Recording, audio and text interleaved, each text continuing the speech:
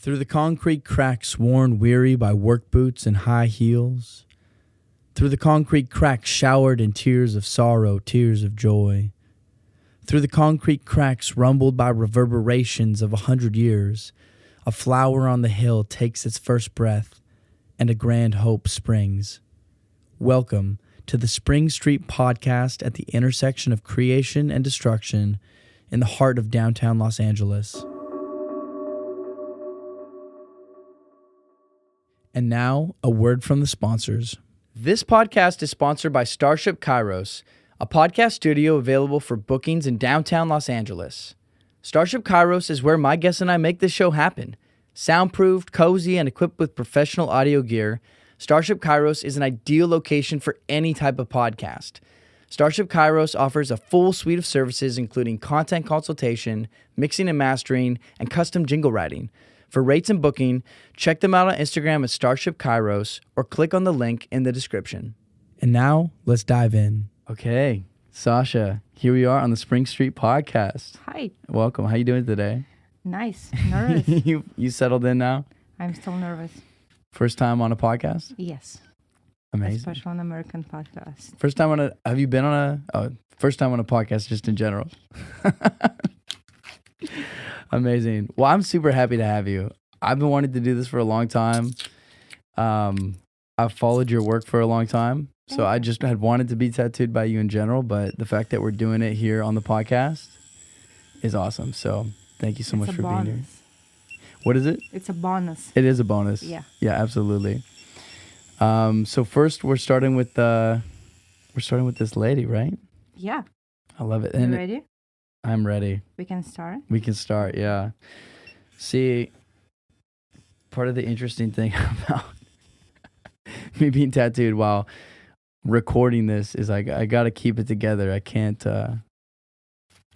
be a baby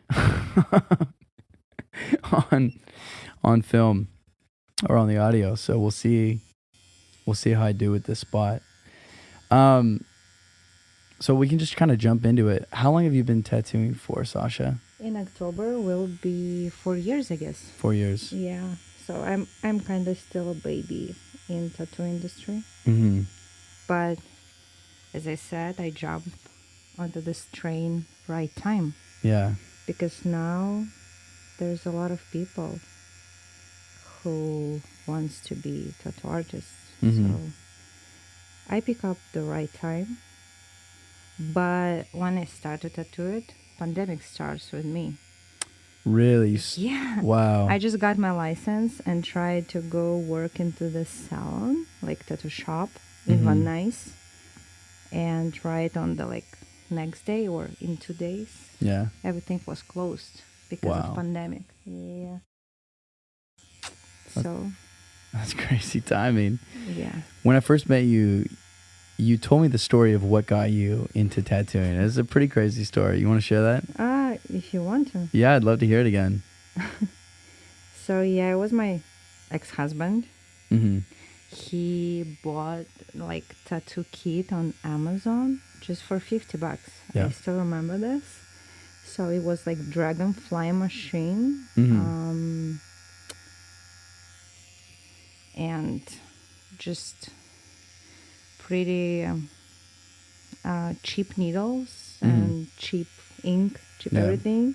And he tattooed himself with something and he got it just for fun. Mm-hmm. And he just asked me, "Can you please fix what I did?" I said, why you think that I can do it? Because he said, you can draw drawing. Yeah. Sorry for my bad English. I'm not it's okay. native speaker. It's all right. Okay. I apologize. You're not the first time. Everyone. It's not the first time I've had a non-native English speaker, so okay, you're in good company. And he said, "You can drawing, so I'm sure you can fix it." I said, "No, because it's different." Yeah. And I said, "No, but..." He said, "You can check YouTube how to do this." Why not? I really can check YouTube how to do this. Wow. And there was a few, bunch, 2 or 3 Russian tattoo artists who had their own channels, how to tattooing, like, and jump into it and doing everything. Mm-hmm. And I just like watched few videos, and it was Halloween. Yeah. I remember that day, Uh-huh. and we just got a couple glasses of wine, and I said, let's just do it. And we fixed his tattoo. Wow. And on the next day, we made one more tattoo. And on the next day, we start to do the like forearm, full, like half sleeve. Wow. Yeah. And I hope it still looks fine. I mean, it looks fine. I'm still like, Yeah. when I check the photos, Mm-hmm. of course, I wish to do it now better, but it still looks nice. Yeah. So tattooing was never something that you planned on getting into? No, I have a lot of tattoos, and I have a lot of friends, tattoo artists. Mm-hmm. And like all of my tattoos deal with my friends, tattoo artists. Okay. But I never saw that I will be tattoo artist. Did you start getting tattooed when you lived in Russia? Yes, when I was 25, I guess. So I was pretty young. Your first tattoo at 25? I think so, yeah. Okay. Nice. And I think this is like the best age to getting tattooing. Why is that? Because when you're 18, you think that you know everything, and you think that you're sure that you know everything and you understand everything about this life, but it's not true. Mm-hmm. So I think it's right time to start tattooing right after probably 23. Mm-hmm. To start getting tattooed? Yes. Got it.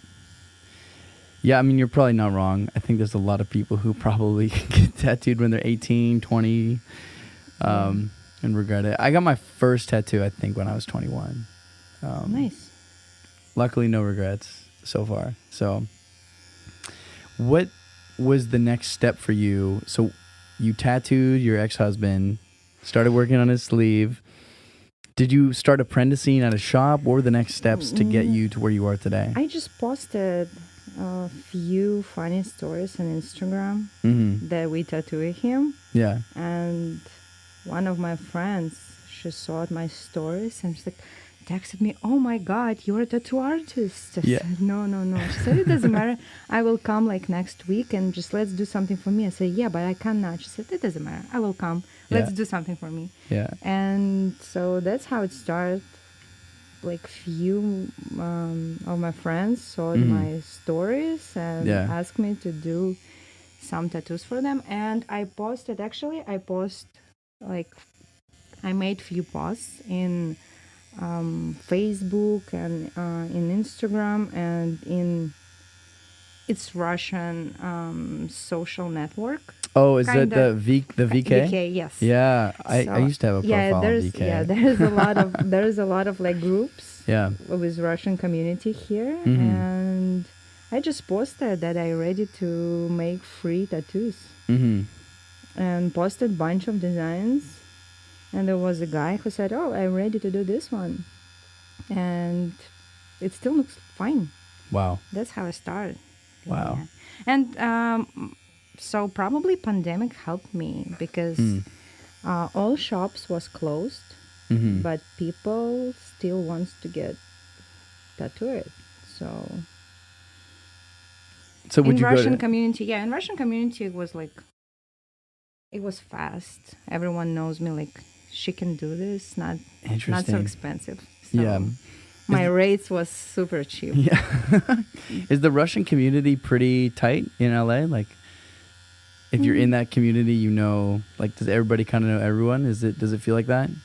Yes, but not always in good case. I mean, everyone knows each other. Interesting. Yeah, but community is huge, definitely. Yeah. And like few years ago, Facebook groups worked really good.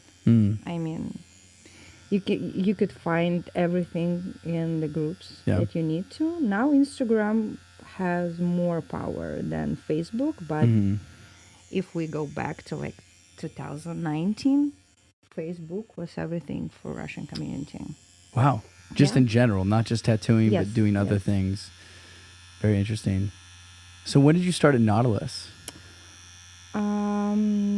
So I worked at home because it was pandemic and I just had not a lot of client. I have side job because tattooing now was my only income thing because it not bring me a lot of money.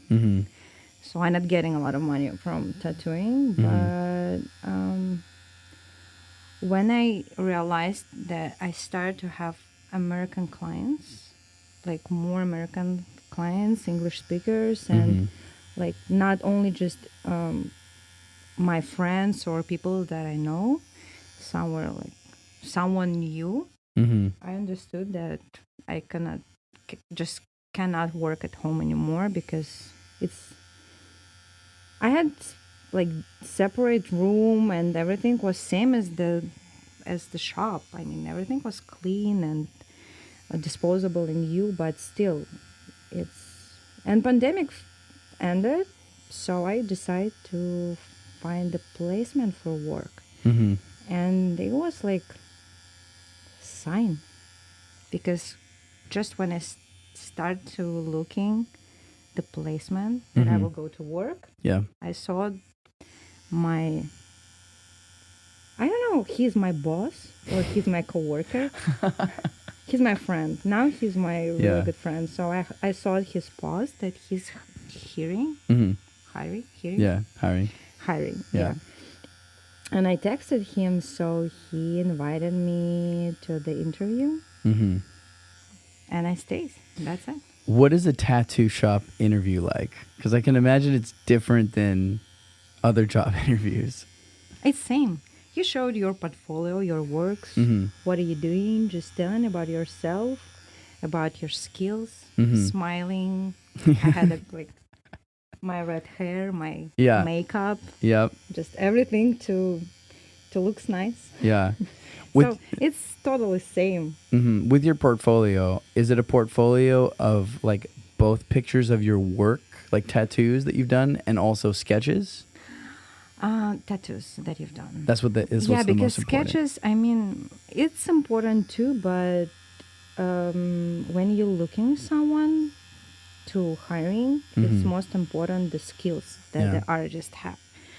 Because being a drawer, not the same as being tattooer. You can drawing really good, but being bad skilled tattooer or reversed.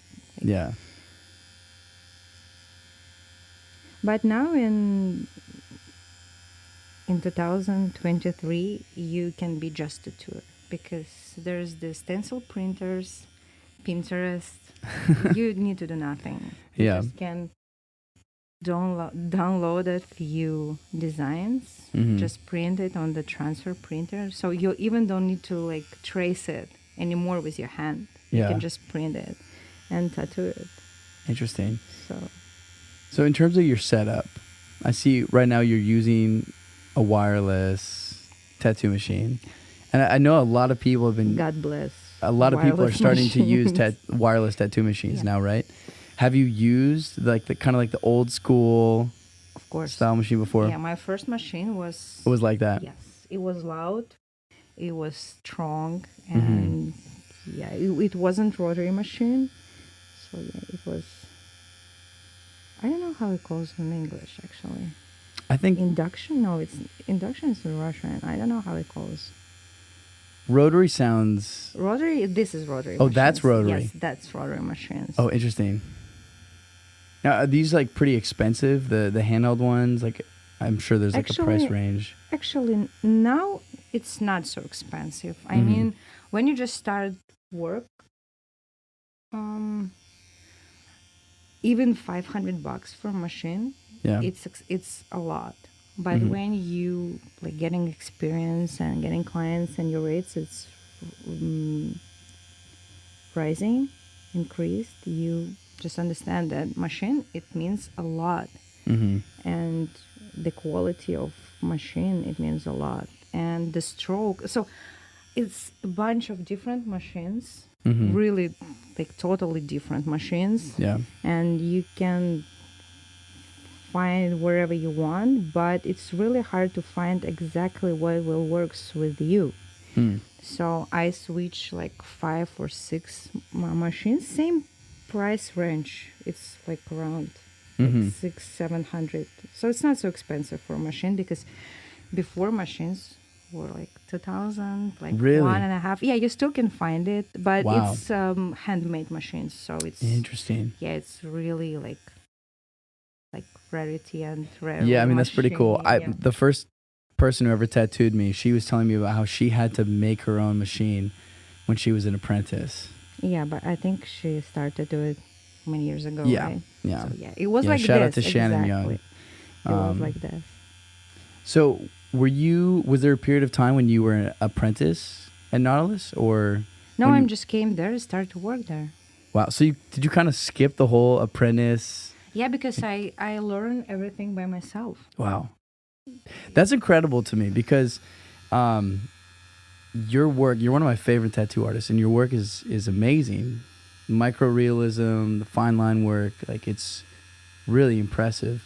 You said that you could draw before you started tattooing, yeah? I'm an architect, so I have Interesting. I have a degree from Russian University, Mm-hmm. and yeah, so I know like the basement of composition, Yeah. like colors and how to work with shades and all of like graphic things, so all of these things. Yeah. But it's totally different, because skin is not a paper. Right. But definitely education and the knowledge that you have, it helps. Because if you're doing microrealism and don't understand how light work, how like shapes work, so how everything just working, you will be bad microrealist tattoos. Yeah, tattoo artist. Yeah. Unfortunately, but I'm not getting apprenticeship, but Andre, he's learned. He's my teacher, because I ask him all the time about like different things, and he's always open to answer me. And so I think he's one of the best artists that I ever saw, because of his technique, because of his like how he's working, and I'm really happy to like getting knowledge to someone like him. Yeah. And He was the always- one, you were showing me his work earlier, Yes, right? yes. Yeah, that work was incredible. What's his, just so we can shout him out on Instagram, what's his handle? His like name on Instagram? Andrei Rybchenko. Okay, I'll put that in the link. I'll put that in the Yes, mentions. Thank you. It's really incredible work. I'm curious, because when I went to the shop, when I went to Nautilus, you said everybody there was speaking Russian. It's like a Russian-speaking shop, right? Yes. So Andrew from Ukraine. I'm from Russia. We have like a bunch of different artists. Someone from Kazakhstan, someone from Wow. Russia, from Ukraine. So from Russian-speaking countries. No one from Yes. Belarus? No one. Damn. Do you want to join us? Oh my God. I would love, I always used to say that if I could draw, I would be a tattoo artist, because I cannot really. It's skill. Draw. It's skill. Well, so there was one day, not too long ago, maybe about a year ago, I suddenly was like, you know what? There's skill involved, and I bet you I could learn that skill. That's true. And there's probably a lot of things I won't be able to do, but I bet you I could do some things, because I think I could trace. I think I could, if I put a stencil on and learn the technique, I would love to learn. That's So for singing, do you need to learn how to sing? Yes, I would say that you can learn how to sing. It's same thing. Yeah. You can learn how to drawing. I mean, you need to be pretty talented to create some type of art, because you need to have imagination and Right. like just have some skills to convert your imagination in real life. But skills for drawing, you can get it. Yeah. Yeah, because it's the bunch of rules, how everything works, how like the pencil in your hands works, how light on the model works. So you just need to learn it. Mm-hmm. So I studied 6 years in university, and we Wow. had like few classes per week, every week, how to drawing like from nature, body, head, hands, nose, and there's like in every university in Russia. I don't know how it's here, but in Russia, do you know David, the statue? Oh yeah, the Statue of David. Yeah, of course. Everyone knows how he looks like. So Yeah. and there's like every class has his separate parts of his face: nose, eye, lips. Wow. And you just learning and just trying to draw it, and you just draw it like a blueprint. I mean, it's hard to explain. So you need to do it shapes like Like breaking it down piece by piece. Like yes, into kinda. easier steps. Yeah, my English killing me. No, It's you're okay. doing amazing. I mean, it's a lot better than my Russian. So Let me you tell you. just it contains like few different shapes, like pyramid or probably like it's not a rectangle. I mean, so and you just realized how to draw it. What made you want to go into architecture when you were in Russia? My mom, She was an architect. no, She wanted you to be an architect. Okay, that's cool. not she. She always said, "Oh, your father like wished to be that you will be an architect," because my father passed away pretty early when I was 11. So my mom always like, I always wanted to dance all my life. You wanted to dance. Yes, I wanted to dance. Like I wanted to go in the college to dancing. Wow. But dancing in Russia, it's not the same, unfortunately, as dancing here, because here you can go to Broadway. I mean, if you're good in that, right? Or you can go to work with, I don't know, Britney Spears or Dua Lipa or someone Sure, else. yeah, be a backing dancer. Yes, so you can be good in that, but not in Russia. Especially if you're from small town, as I am, you probably can just be a teacher, like dance teacher, and that's it. So but it's not sounds like a good career with a good future. So yeah, architect was really, really good future. Yeah. So did you work as an architect Never. in Russia? No. Never. You Never, in America? No. never. Wow. Why is that? Because when I graduated, I worked in the advertising company as designer, and after that, I worked in the glass company as a constructor. So I know how. Interesting. Yeah, I know how to how the windows and all of this Yeah. glass building works. Really? Yes. Wow. I know everything about it. So it's kind of around the architecture, but it's still not the architecture because I don't know, probably it's like some stereotype in my head, but I think if you're not Zaha Hadid, do you know her? So she is the most famous female architect in the world. Yeah. And if you're not her, there's nothing to do with Wow. architecture. I mean, I feel But- like that's a pretty high standard, though, to compare against just one yeah, person. because I think, I mean, I don't know. I think it's work more for men. More for men. I think so because Interesting. men. Well, it's probably it definitely is a It male-dominated sounds like sexism. industry. I mean, it's your perspective. I just think It's interesting. It's kind of funny. When I was younger, I wanted to be an architect when I was a kid. And I used to draw blueprints of houses, and I would use Google SketchUp and design houses. I've always wanted to build a house, and I think one day that is the plan.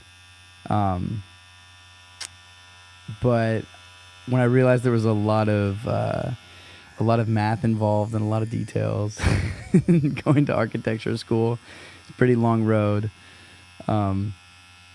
eventually music kind of took over as well too, and I just decided You still can do it. that I was pulled that way. Well, I'll build a house for sure. That's definitely the plan. Yeah, it's interesting. I mean, I really grateful and thankful for my education because I know a lot of side things about history of art, about how to draw in, about materials, about how, I don't know, ergonomy, and about design, like interior design. Yeah. I know a lot of things because of this type of education. Yeah. But I never want to be architect. Interesting. When did you start learning English? Was it in university or? I mean, everyone when we at school, everyone learning English at school, but it's just basic Yeah. stuff. And it's funny story. Okay, no, I when I was in university, I listened a lot of English songs, Yeah. and I wrote it. Just You would words. write it down? Yes, write it down. Interesting. Okay. Yes, I just all the time like write it and write it, Yeah. time after time, and there's a lot of like quotes, already ready quotes that you can get it from just writing down the lyrics of the yes, songs. from lyrics, exactly. Huh. But when I came here, it was tough because I didn't speak at all, and I was terrifying. Even, I don't know, order in like drive-through in McDonald's, it was my nightmare. Yeah. It's true. I cried when I tried to order something. I cried, and Really? yes, Oh. it was really hard. Like it was tough. Yeah. You feel just you're always under the pressure. Yeah. And especially calling on the phone, it was my really nightmare. Yeah. I never talked to phone before. And when I came here, I started to work with just simple work on the cleaning service. Yeah. And I worked with my clients, and I didn't speak with them a lot. But you need to ask, do I need to change the sheets or something like this? Just simple questions that you have to ask Yeah. for. So I started like this. But one day I had a client. She lived in West Hollywood. Now actually I'm driving through his house every day when I go into school. Yes, with my daughter. So, but I lived in the valley, and it was totally like different world for me. I mean, Hollywood and West Hollywood, it was something totally different for me. Wow. And he loved talk a lot. So he always started to talk with me about like everything. And I was just like staring on him and could not answer because it's hard. But he always spoke to me time after time, and I just started to answer him. And I realized that topics every time start to being more complicated and more difficult. So we started about like, he said, my cat name's Pushkin. I said, wow, nice. Yeah. And we started to talk about poetry, and like I realized that in couple months we started to work about start to speak about politics and about like other different things. So that's it. But it was still hard until no one believed me until I get my PlayStation. Okay. So I've got the it was a Christmas gift. And it was one cool game called Ghost of Tsushima. Okay. It's nice. You just like running, like killing someone, just playing in Japanese stuff. Yeah. And it's really beautiful game. And I just start playing single player. Yeah. I'm not a gamer or something like this, but once I tried multiplayer, and I realized that the like 4 people doing something, like survival run or like some different type of run. Yeah. And I had no mic, But I always heard that someone talked to each other on English, and I was just like, I just listened it. And once I found this small mic in the box from my PlayStation. You Okay. know, this is the mic you need to put Yeah. right into the your controller. Into the control. Okay. Yeah, and it just one like headphone, and it's just like cheap thing. Yeah. I think it's PlayStation like stuff. Wow. And I put it on and just said hi to someone because I remember that guys that like they discussing that this player is not so bad. And And they were "Hey, talking dude," about you? Yes. Hey, dude, you're good. Yeah. You're a really good hunter. Do you want to play with us sometimes? Yeah. And I just turned on my mic, said, "Hey, yes." And I was like, "Oh my God, you're a girl." I said, "Yeah." "Do you want to play with us and our team?" I said, "I don't know what are you Wow. like. What are you talking about? But yeah, why not?" And so they did speedruns. Do you know what's the speedrun in the game? Like as fast Speedrun. as you can? Yes. Okay. Yes. So every week there is the challenge on the different map with like different rules, and you need to do it faster as you can, Yeah. as fast as you can. And I started to play with them, and they was really like serious, like practice every day to getting their score. And there was a leaderboard, like world leaderboard. Yeah. So yeah, and while you're waiting, like matchmaking or someone or like just playing, you like talking about everything. And I practice my English there, and I start speak confident because Wow. you cannot see the people you're talking with, but you need to hear it. Yeah. And there's a bunch of guys from different countries, so I learned like how to speak with people from Germany, and because there's the really different accents. Yeah. But they were speaking in English? In English, But they had a yes. German accent.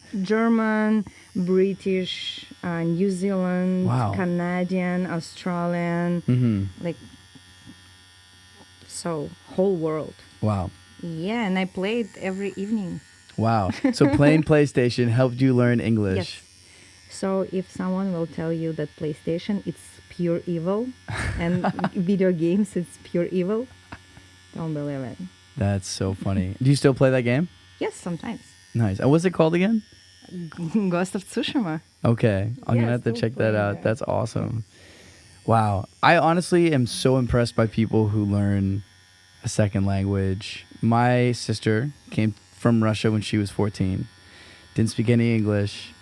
And I think it's the most incredible thing that like people who come or who move to a different country, don't speak the language and learn that language.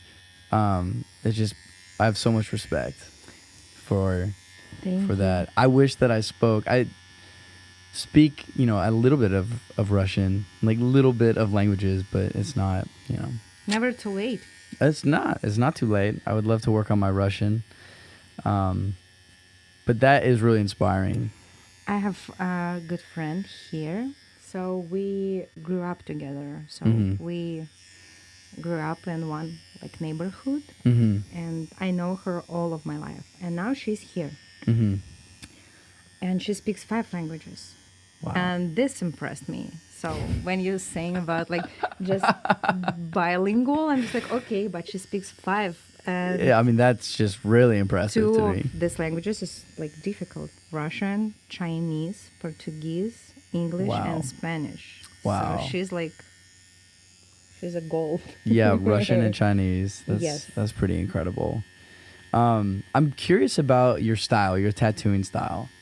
So you do micro-realism, you do fine line, but then also the content. There's a lot of characters from different movies and shows. So a lot of like Halloween, like Tim Burton kind of theme, some Star Wars, some like Disney as well. Oh, Halloween sheets, it's most popular sheets ever. Especially, Really? yes. especially Coraline doll, Yeah. Corpse Bride, Mm-hmm. and there was the buttons. I buttons from Coraline movie. Oh, yeah. I did it like few times. Yeah. All of them. Um, I mean, I grew up with these movies, Yeah. but when I came here and when I create this flashes, I didn't know that it's so popular Really? for people. Yes, and usually the people my age or around my age doing these flashes Yeah. for same reason as I did this designs Mm-hmm. because I grew up with these movies. So Yeah. that's people choosing it, and yeah, it's nice. I mean, in a studio we wanted to make the Halloween like flash day, Mm-hmm. and everyone's usually doing pumpkins, skulls, Yeah. ghosts, like Yeah. vampires, blood. I don't know, like so Yeah. scream face, Totally. Freddy. Yeah. So totally same thing everywhere. And I just saw why not? Mm-hmm. All of these characters, it the mood, it's Halloween mood, so Yeah. why not? I can just do a bunch of the characters from these animated movies, and it worked. It What was your worked pretty well. What was your favorite animated movie when you were a kid? Disney movie or not? Yeah, Disney movie. Disney movie? Yeah. It's Mulan. Mulan. Yeah, of course. Okay. Mulan is my favorite one. Yeah, Mulan's a badass. Yes. But I prefer DreamWorks. Okay, so favorite Movies. DreamWorks. Sinbad. Sinbad. Yeah, Oh, it's really good. okay. Because it feels like more adult, Yeah. more serious, more complicated, more like the problems, Mm-hmm. more.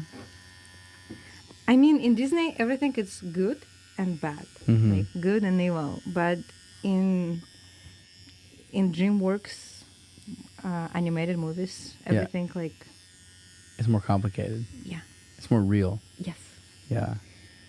So when But Coraline is totally my favorite one. oh yeah. Because how it was created and that everything is just like real dolls that they changing face, they changing the position of the body for every Yeah. shot. It's still like Yeah. That was Tim Burton, right? Coraline. Yeah. I don't think so. No, it's not Tim Burton? No, I don't think so. Oh, okay. Yeah. Tim Burton was Nightmare Before Christmas. Yeah, I love Nightmare Before Christmas. Frankenweenie, I guess probably yep. was Tim Burton, but Coraline not. Okay. But probably it was the guy who helped Guillermo del Toro with Pinocchio. Oh. Just help, not doing, but Okay. help him. Yeah. Because Pinocchio was same thing. Like I still haven't seen the new Pinocchio. I haven't seen it. it's Have you? interesting. Yeah. Yes, because like Pinocchio who doing the show before, and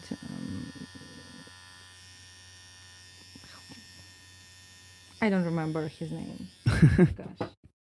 I remember the old Pinocchio when I was growing Benito up. Mussolini was in the wasn't like in the room. So Really? Pinocchio dancing and Benito Mussolini just sitting and watching him. So like it's a lot of like Nazi stuff. Yeah, that's pretty wild. Yeah. In the original Pinocchio? In the Guillermo del Toro Pinocchio. Okay. Yes. Yeah, that's very interesting. Guillermo del Toro is really cool. I need to see more of his films. Damn, that looks sick. That looks so good. Thank you. With micro-realism, Yeah. like how did you land on micro-realism? How did you land on this style as opposed to, traditional or At first, it's super popular now.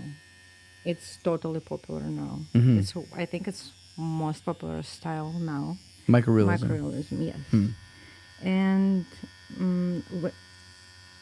it's hard to doing big works. I mean, big projects. Yeah. Because you need to save the proportions, and for doing big stuff, I think your skills should be higher, high average to doing like big realism things. Yeah. And for me, it's just not so boring. It's just 2-3 hours, and you're done with the small thing. Like comparing the big stuff, you need to spend like few full sessions. Yeah. It's a lot. Yes, it's a lot. It's boring a little bit. Really? Do you mean, get bored when you tattoo sometimes? Me, no. But if you're doing big pieces, for me, it's boring. Yeah. It's hard and it's boring. I think realism, big realism, is most difficult style. Micro-realism, it's nice because you can do it fast and it looks nice, and you can do bunch of a lot of tattoos instead of one big piece. Yeah. So why not? I don't remember how I jumped into it. I even don't remember. Of course I remember. So I made this flash with outlined famous painting. So, and I decided to do same thing with just realistic piece, but small pieces. Yeah. And I made the Venus birth of Venus. Oh, birth. yeah. Yeah. And I was so satisfied about how it came out. So I decided, probably I need to do more stuff like this. Yeah. So yeah. And then you also do custom work with people, Yeah, of like course. where they come in with an idea. Of course. Yes. Is that the majority of what you do? Like somebody coming in with an idea and then you work with them? It depends. I mean, sometimes clients came to me for my vision of what they want to. Yeah. But some clients come to me because they like my skills.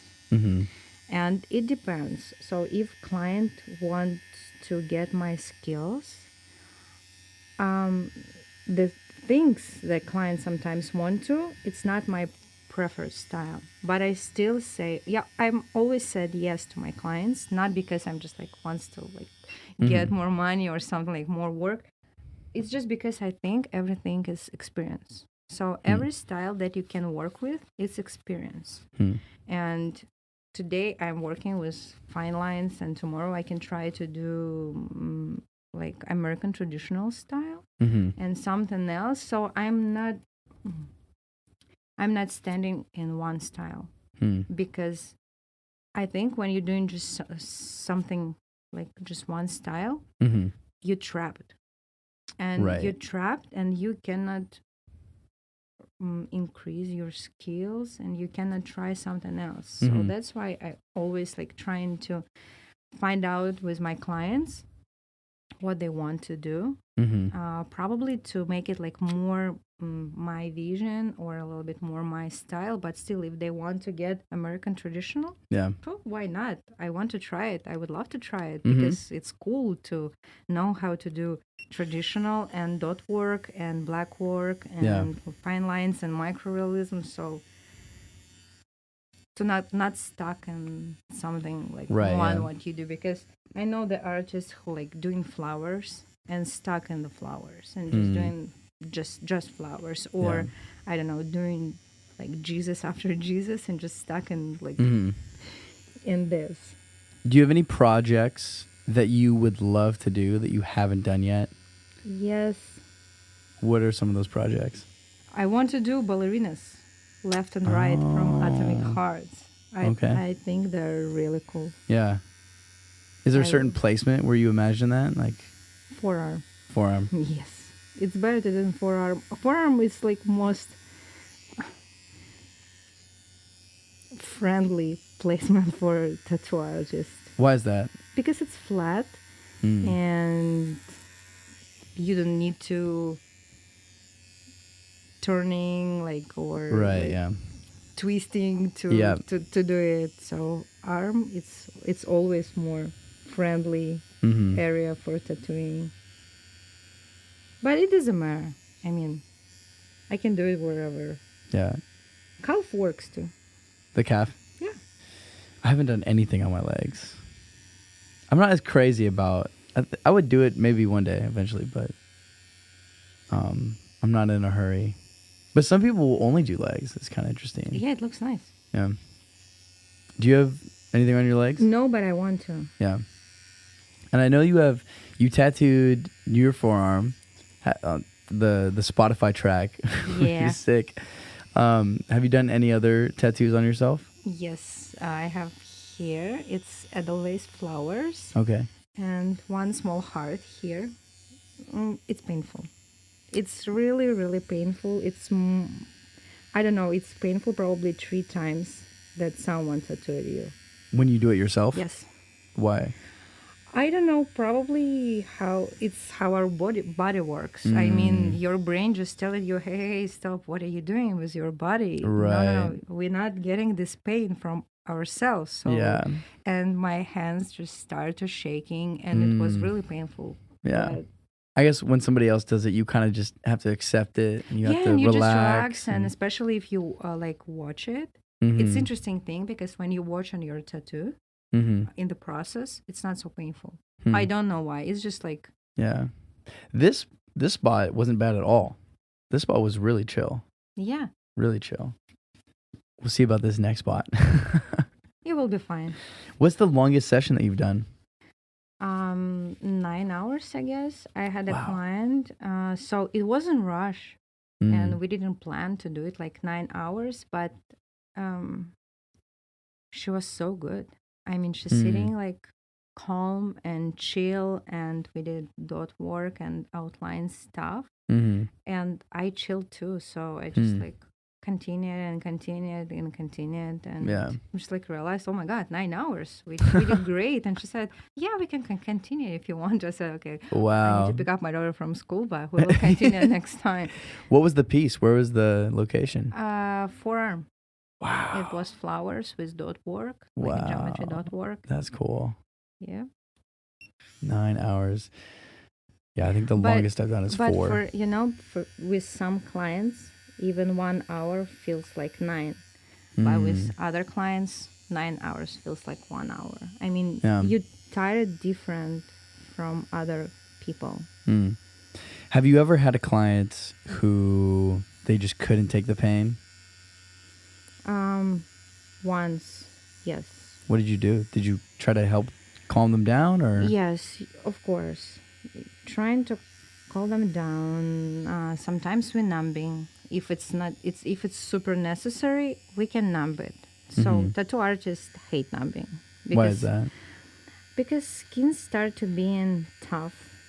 Ink goes harder inside of the skin, and healing process is longer, and the ink stays a little bit worse than Interesting. So it's better to not use the numbing cream. if you can. Yeah. Yes, it's better to not use it, definitely. So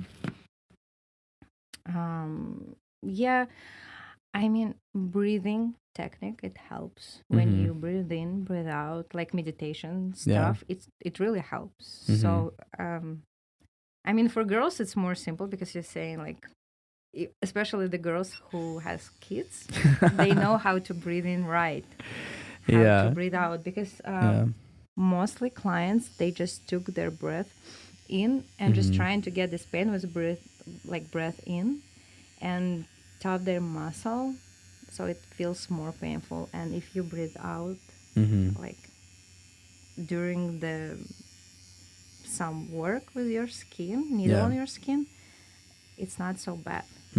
So yeah, I think anybody who has pushed a child into this world, their pain tolerance is pretty high. Totally. So, but usually clients who getting first time tattoos, they always say, oh, it's not so bad as I expect. And yeah. What do you love the most about tattooing? The difference, diversity, that you can do different things. You can do, I don't know, You can do piece of art today, or like music album cover tomorrow. And so it feels like, but it's still you're not steal this art. Mm-hmm. So you just like rent it. You rent this art, and you create something similar, but still your own art. It's cool. It's kind of like being a DJ in a way. Kinda. I remember that I realized it when I had a client. We made few Picasso painting for him. And he came to me from Palo Alto, I guess, from north of California. And when I work at home, so it's higher, like, I don't know. Wow, he drove all the way from Palo Alto so to LA to get tattooed by you. It's just like highest like range of trust for someone when clients just spend few hours to came to you. And I just like this concept that your tattoo is saying about something. It's just not randomly tattoos. And I think it's cool when someone asks you, what is that? And you said, hey, this is Picasso. Or this is like Dali. Yeah. I mean, it's cool. Yeah. Do you have a favorite tattoo on yourself? Yes. Which one is that?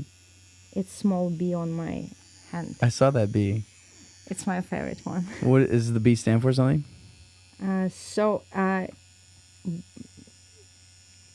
In original, this is the logo of my favorite band from Australia. Okay. And this is their song. That's the song, yeah. Yes. What's the name of that band again? Breathe. Breathe? Breathe. Breathe. Yes. Okay. What kind of music is it? It's lounge. I don't know. It's like... Just kind of like chill? Yeah. Is there like electric guitar, drums, singing? Is it? You just need to listen it. Okay. Seriously, you just need to listen it because if it will be one song in the world that I can choose to listen every day, it will be one of their songs because it's chilling and it's always feels, I don't know, it's inspired me. Yeah. So yeah, and my last name is Begun, so it's B. Okay. Speaking of names, I'm curious about your name on Instagram. So it's, I don't know if I'm pronouncing it right. Runaflow? Runaflow. Runaflow. Runaflow. Runaflow. Runaflow. It doesn't matter. Yeah. Is that the name of your daughter? Runa? Yeah, but it's accidentally. So I've got. What do you mean? Yeah, I mean it's just accident. It wasn't like. So when I was, I don't know, 26 or 27, 25, and Instagram just came out. I tried to find my name in Instagram to create my personal name in Instagram. Yeah. And my best friend told me it should be something weird and not so just your name and last name. Now I realize that probably it's better to have just name, just normal name. But like 10 years ago, it was different. And my last name on Russian means runner. So runner. Begun. Okay. Begun, it's English. Begun? Yes, but on Russian, begun, it means runner. Okay, So yeah. Run is because runner. Like words, like playing with words. Runner. Yeah. And I worked with flowers at that time. I was a florist, so run a flow. It's just like runner, flowers. Interesting. Kind of like that. And Runa named Runa not because of my Instagram. Runa named Runa because, it's Scandinavian letters. It's Runa. Runa. Runas, yes. Runas are just Scandinavian letters. Interesting. Yeah, so, and I just, I had my old, I had Rana Flow when I was in Russia. And when I came here, I had something like different name in my Instagram. And Runa already was Runa. Yeah. And I just remembered, I have cool name on Instagram and I need to switch it back to my Run of Flow name. Yeah. And I'm just like, oh my God, it sounds like I called my daughter as my Instagram name, or I called my Instagram name as my daughter, so I looks like crazy mom now. But no, it's just like two separate It just things. happened that way. Yes. That's really funny. Wow. Does how old is your daughter? She's 6.5. She's 6. Does she want to be a tattoo artist? Who knows? Not yet, but she always asking me to do tattoos for her. I mean, transfer. I'm always on the transfer paper. Yes, I'm That's always pretty transferring, adorable. and I remember every time when she went to like daycare, like everyone's like, I wanted to sing like flowers or something, like beautiful purple flowers. That's so funny. Yeah, temporary tattoos. That's pretty adorable. Yeah, when I there's another tattoo that I have, and I got it in Israel, and there's a family in Israel. They've been tattooing for 700 years. So like the father, the grandfather, the great grandfather, they came from Egypt, and it's the oldest tattoo shop in the world. And when I went there, it's pretty crazy. But when I went there, I met the father and then his 2 sons, and I got tattooed by the father. And there's also, I think he has like a 12-year-old girl, and apparently she also wants to tattoo as well. But it's just so interesting to me, like a lineage of tattoo artists. I think that's like it's interesting. That's the coolest thing, because there's not. I think it's rare nowadays. It's more rare that people follow in their parents' footsteps. I think it happens a lot, but to go on for generations and generations and generations, there's not a lot of that anymore. Besides maybe like farmers. What if you have no talent for it? I mean, well, then it's skill, right? Then it's skill. Yes. You can learn it. One thing I wanted to know is, what are some of the things that you don't like as a tattoo artist? Or maybe this is 2 different questions. For people who have never gotten a tattoo before, and they come into the shop, what are things that drive you a little crazy working with clients? Like, is there anything that bothers you? When clients, so now it's the like the era of Instagram and social networks. When clients can check your work and can check your Instagram, so they looking before clients just going like through the shop, come into shop and said, I want to get tattoo, and you like could even know who will do your tattoo that you will choose. But now you can check the profile and check the portfolio before you will go to the artist. And now clients usually choose the artist because of their works. But sometimes clients come to you, show you someone works, and said, can you do like this? It's okay. You said, yes, I can. But if clients start to doubt in you that you can do the other style artist or other artist style, this a little bit pissed me off. I mean, does that happen a lot? Not actually. But if you want to get some specific style from specific artist, you need to go there. But if you checked my Instagram and you know how I work, you came to me for my work, right? For my skills and for like, right. And if you feel that the clients not like trust you, it's hard. I mean, you can get in the trust and you can like get in connection, but sometimes there's the clients, you cannot get connection with them. Sometimes it's happened. Yeah. And it's better to say no to clients like this. I feel like that's some good advice. When do you often, because I know you were saying you like to be able to try to do other styles and work with people. How often do you have to say no to someone? Rarely. Rarely? Really rarely. And how do you know when it's time to say no? Intuition. Trust your gut? Yes. I not listening my intuition ever, but every time when I just looking back, I knew from the start that it will be hard. It will be like some consequences Yeah. of if I'm not listening to my intuition. Yeah. But it's really rarely. I think,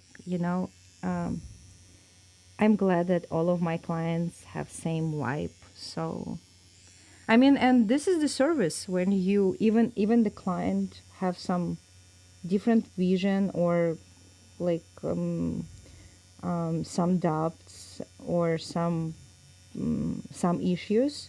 You have to help. You need to help. This is the part of the service, and you need to be friend. Uh, you need to be a guide person, Yeah. especially for people who tattooing first time. Mm-hmm. So I'm usually not saying no. Yeah. Just really, really rare. Yeah. Are a lot of your friends tattoo artists? Now, yes, Yeah. because my friends, they're tattoo artists that I Yeah. work with. They're my friends. But in Russia, still, yes, I have few friends who tattoo it there. Mm-hmm. I'm curious, who are some of your favorite tattoo artists? Who are people that inspire you?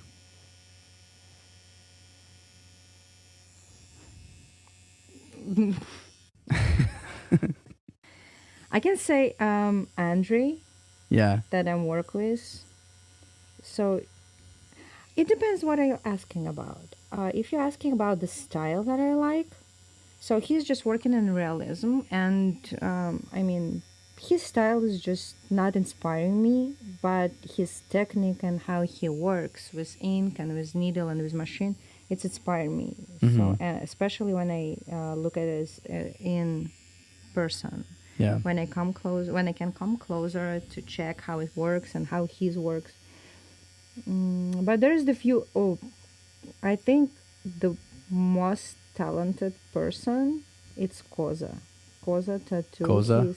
He's working in Bang Bang in New York, Mm-hmm. but he's cool because he has his own super unique style, and I like his ideas. So he reminds me Banksy, Yeah. because Banksy's art saying a lot above the what you can see. I mean, you just see the guy with I don't know with the bouquet who's like Mm-hmm. Yep. Very like famous. Yeah. yes, or the girl with balloon. But it's when you start to think about it, or you can find the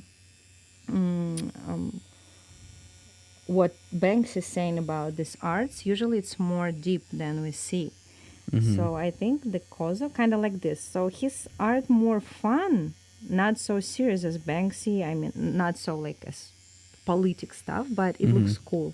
And his style, it's real nice. I love his work a lot. But with time, I start to love just simple classic styles, kind of like I love Japanese style now. So 5 years ago, I just like, why people doing this Yeah.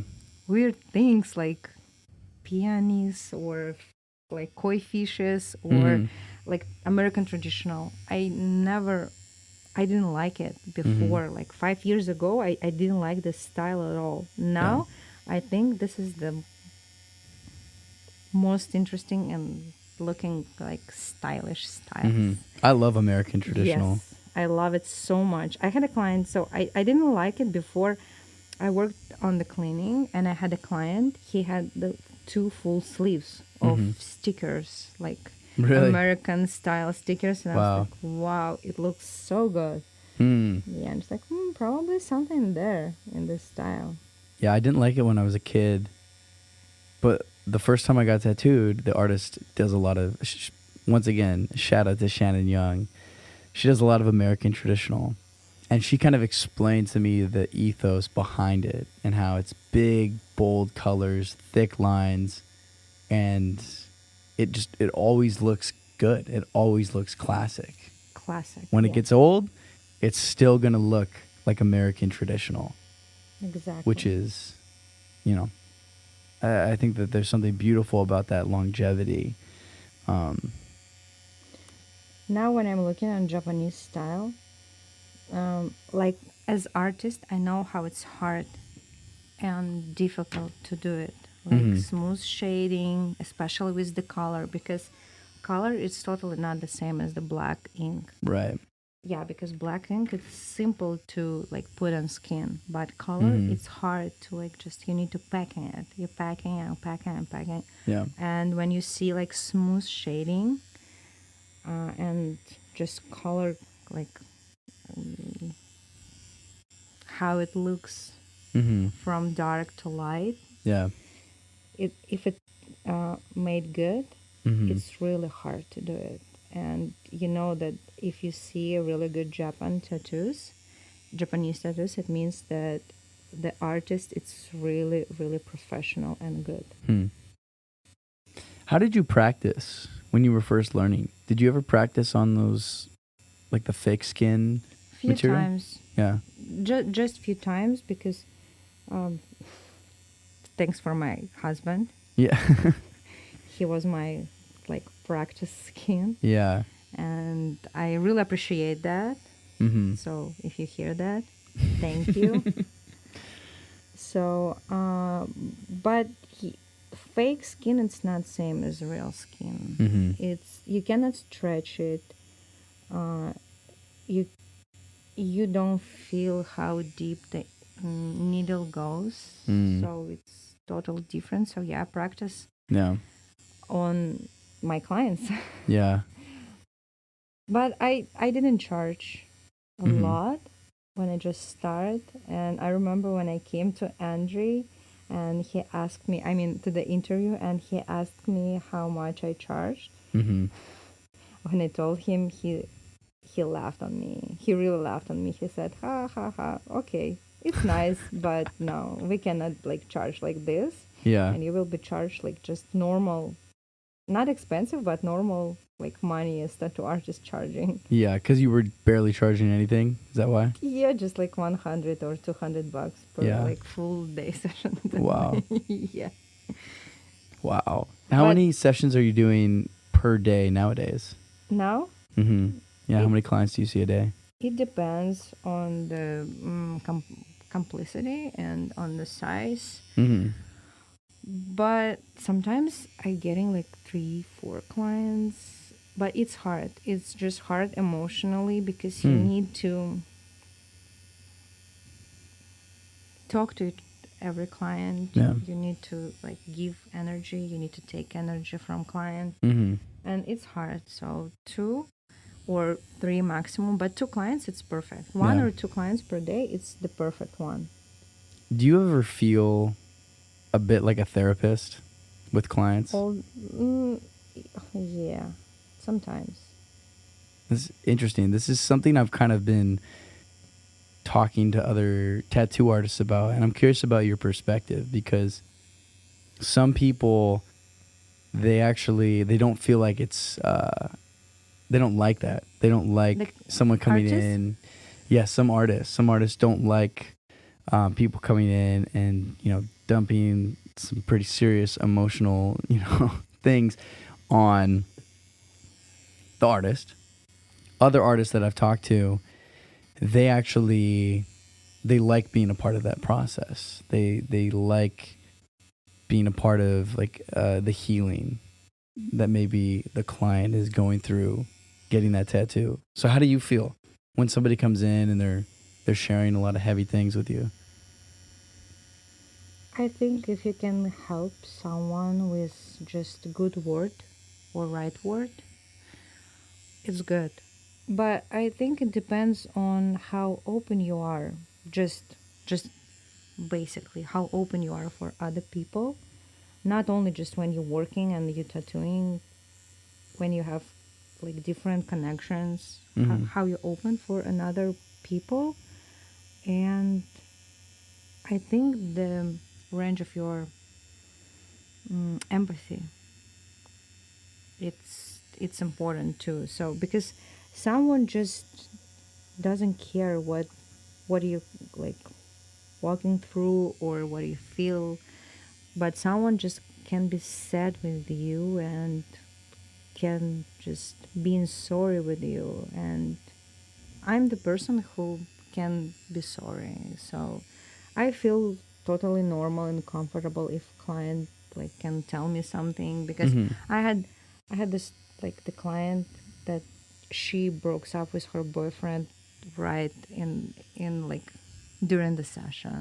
And During the session? yeah, it was, I Like mean, over a text or like a phone call? for a phone call. Oh And my I goodness. even so I'm not listening what clients talking to, I Mm-hmm. mean about like on the phone. Yeah. And I just working, and she started saying, "Oh my God, I'm so sorry." I'm just like, "What?" And I see that she's crying, and I even didn't realize what's happened because I didn't Mm-hmm. listen what she's talking about. Yeah. And she just started crying and said, "Oh my God, I'm so sorry." I said, "Well, what's?" She said, "I'm just broke up with my boyfriend. Just broke up with me, Mm-hmm. and we just stopped getting some coffee, just have some like conversation for like half hour, Mm-hmm. and she getting calm, and we continued." I think it's better than push someone to continue the work if you have some troubles. Yeah. So yeah, you're like a therapist because you have I think there is no one have physical connection with clients except like tattoo artists and doctors. That's it, Yeah. right? I mean, even and barbers, like Yeah. hair Yeah, cutters. definitely. That's it. I mean, even your therapist have no physical contact with you. Right. So why not? If you can help to someone with right word and right time, it's good. Hmm. Because I think words have, so words is most, its biggest power in the world. You can destroy person with one word, or you can make one person, someone else happy just with one word. Mm-hmm. So if you can do something with that, why not? Wow. Yeah, it's an interesting profession because you're totally right. There's not a lot of professions that involve that kind of physical touch. Um which is something like in just day to day. Most of the time we're pretty individual. Like in our lives, or we're all kind of doing our own thing. And we don't really break that barrier often. So it is an interesting thing, especially when it's, you know, you walk into like a barber shop and then you're letting somebody who you don't know like cut your hair. You walk into a tattoo shop and it's somebody who maybe you don't know, and the next thing you know, they're putting a needle into your arm 1,000 times a second. Yeah, but the point is that your hair will grow back, but That's your tattoo will never wash away. So you need to choose pretty clear and mm-hmm. pretty carefully. And if you feel that artist not like answering your energy and you have no connection, it's better to not going with this Mm-hmm. artist.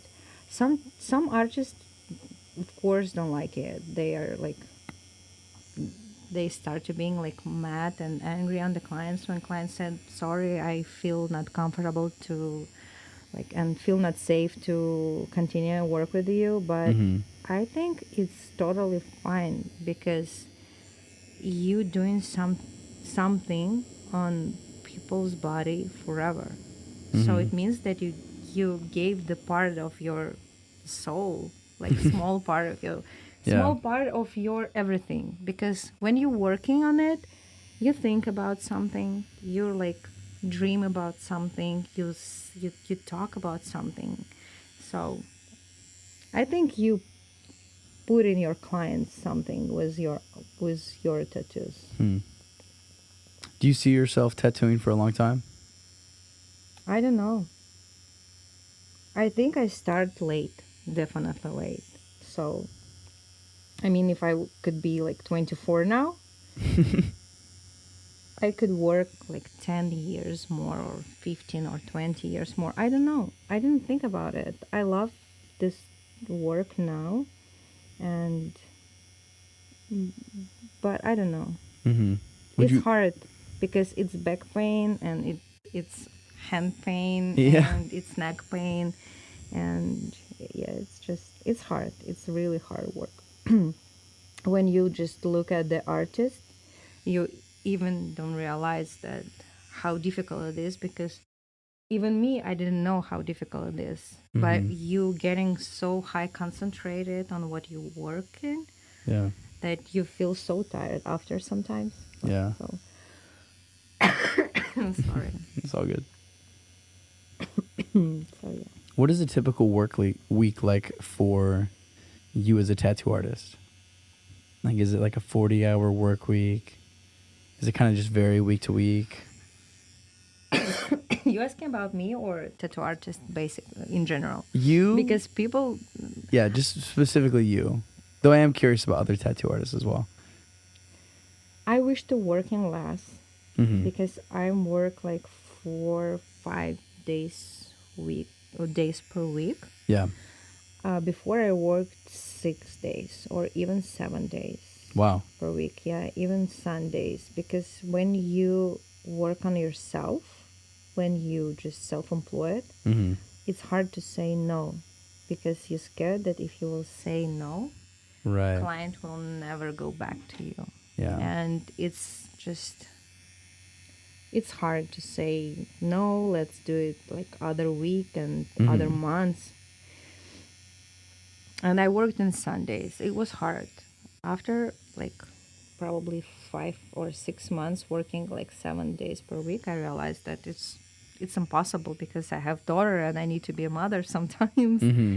And I decided that Sunday will be my day off no Yeah. matter what. Mm-hmm. And Sunday now it's day off. I'm working just sometimes at Sundays, but Saturday is most busy day. Really? Yeah, it makes sense. I Yes, mean, it's most people are busy off day work. for me.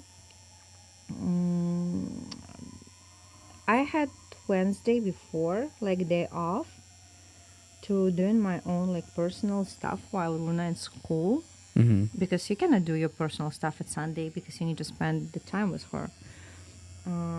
But now I'm trying to get Monday and Thursday, not to just getting some rest, but doing some necessary stuff, Mm-hmm. sketches, like Instagram feed Yeah. and content, because now content is really important. Mm-hmm.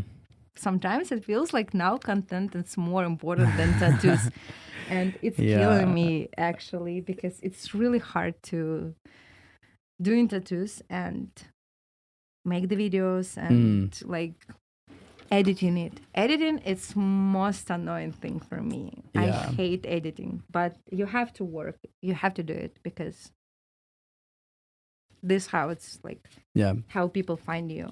Do you get most with of your your clients through content. Instagram? Yes, definitely, of course. Wow. And I know that you pay for promotions, because I see your like ads come up. Yes, Um everyone's paying from promotions. yeah, I'm curious like what your method is with that. Like, do you just kind of budget a certain amount of money every month and you're like, okay, this is what I'm going to put to ads? How do you approach that? So it feels like there's the few basic stuff Mm-hmm. that everyone knows. I mean, the range, it's like between probably 25 and $50. It depends on your budget. Mm-hmm. Someone start from like $5 with Facebook promotion, but for me,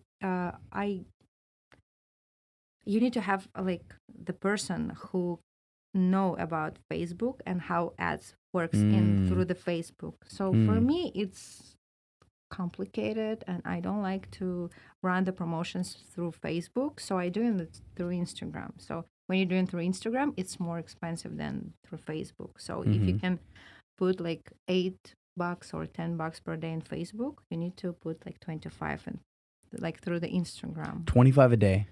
Kinda. Holy crap, that's a lot of money. Now it's 35. $35 Yeah. a day. Yes. To reach probably like, I don't know, what is it, like 10,000 people, 20,000 people a day? Kinda. Something like that. Yes. Wow. 15, 20,000. Wow. So just on marketing, I mean, you're probably spending like at least 1,000. I don't know. I'm not doing that math quick enough in my head. It's But- around 200 per week. Okay. So I mean, if you're getting one client for a full day session, you then you've already like made close it back. it. Yeah. Yes. So, but if your ads works good, Mm-hmm. you can get 5 clients Right.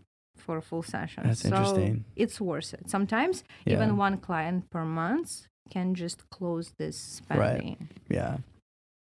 Yeah, that's really interesting. I'm still kind of trying to learn all of that myself, especially like with the podcast, but also like music separately. And I'm realizing how important it is. This is the most important thing. I mean, the ads in Instagram, it works really good. Yeah. And probably making reels working good now. Yeah. Do you do reels? I have to. Do you do TikToks as well? No. Okay. I have no TikTok. I even never downloaded on my phone. No. TikTok is weird. It's too much. I'm still trying to figure out how to make TikTok work for me. I mean, probably I should, because I'm sure there's a lot of like artists who has their own TikToks and doing all of these things, but it's really hard to stay good tattoo artist when you're always thinking about what like topic to TikTok you want to create next. Right. So I'm curious. I know that you just switched out the needle. Yeah. So what's your process here? Is it like a different size needle, a thicker needle? Yes. Cool. I usually works with 2 thickness to make it more like contrasting. Yeah. Super thin needle and like classic 9 needles cartridge. So when you're doing micro-realism, what kind of needles are you using for that? I use tiny needle for like details and for outlines, because you still have outlines. Yeah. I don't know as other artists, but I still doing outlines. So I like how it's more graphic it looks. So because someone doing just shades and not doing like clean lines, but I like when it's still lines in it.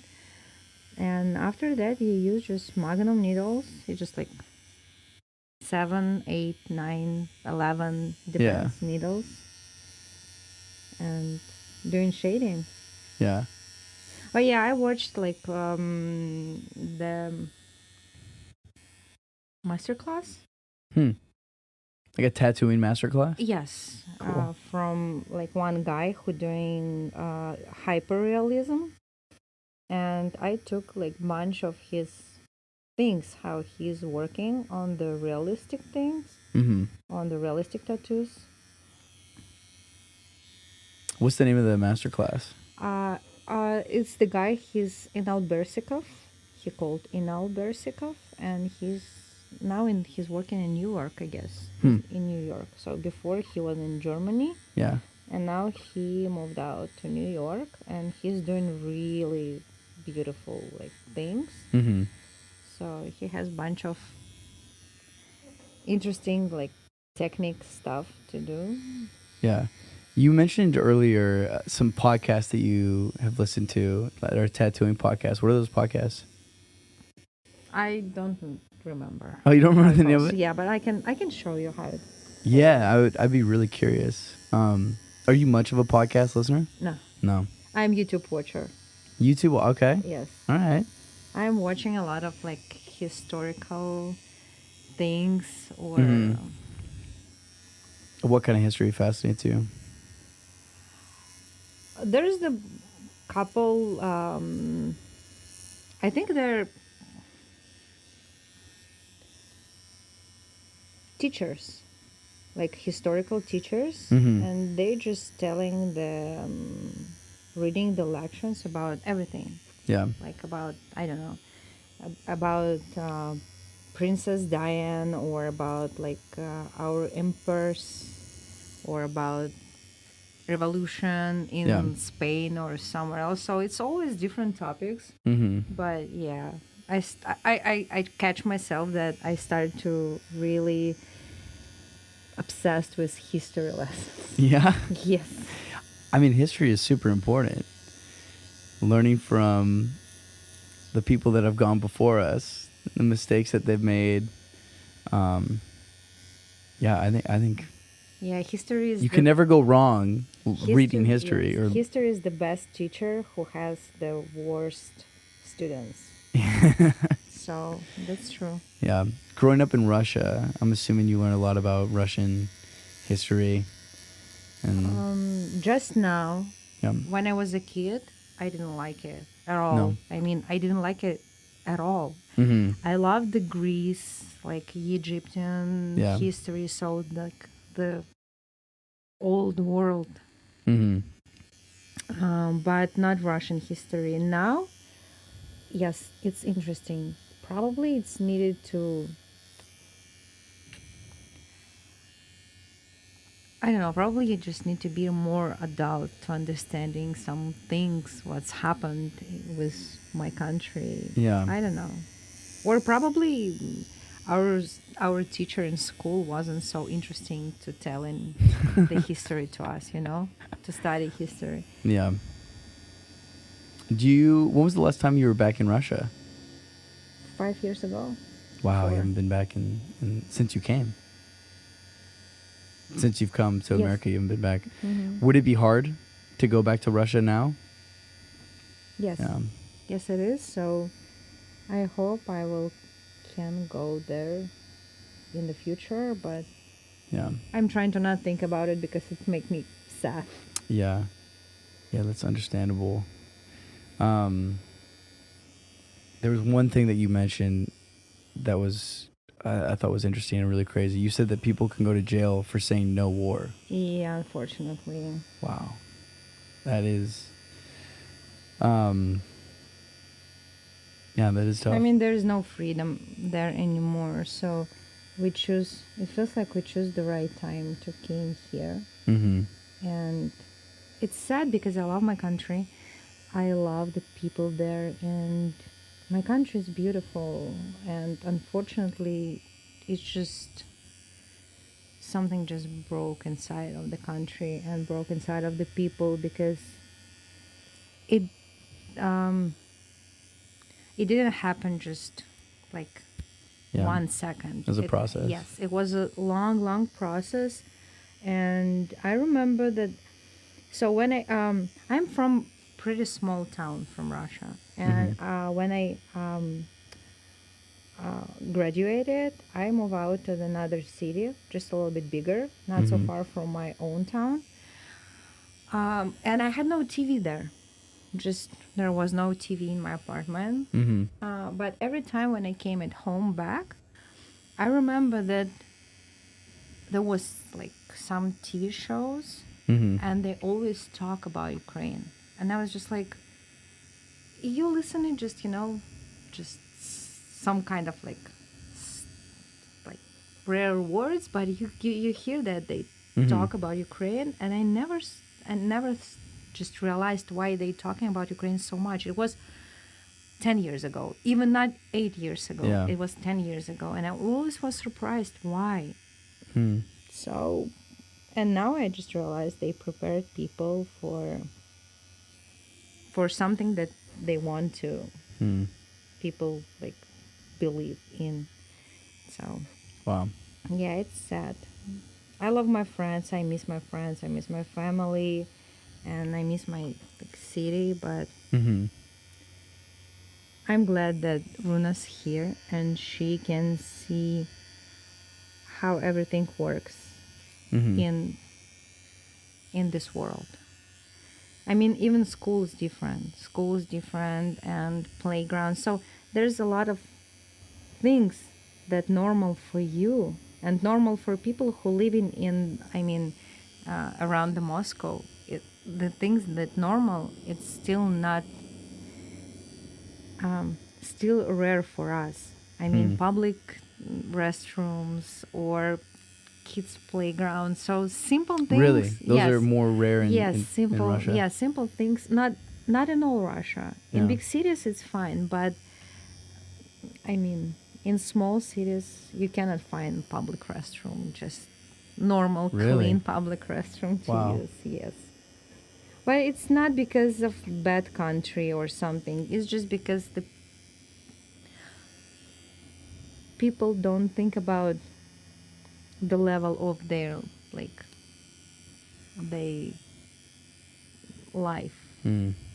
because they thinking about like different bunch of different stuff, but not about something that you feel normal.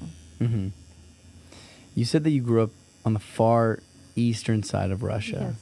And you said it takes like, it's a 13-hour flight to get from Here? Moscow, or if you want to fly from Moscow to So that at part of first Russia. you need to fly to Moscow. From Khabarovsk to Moscow, it's like around 8 hours. Wow. So that's how we did. So Yeah. we wanted to stay at New York. And when we fled in US, Hmm. we planned to stay in New York. Yeah. But when we came there, it was February 2nd. It was so cold there that I Mhm. said, no, I just cannot stay here because it's too cold. I just moved here from far east of Russia, Yeah. not just to getting same cold as there, because Yeah. it's really cold there. But it was super cold, and our friends told us that it was 5 coldest days per the last 10 years that we Mhm. catch in New York. Yeah. So, and we fled from Khabarovsk to Moscow, 8 hours. After that, from Moscow to New York, 13 hours. And we drove from New York to Los Angeles, 5 Wow. days, like 4 or 5 Yeah, that's days. a long journey just to get to LA. Yes, Wow.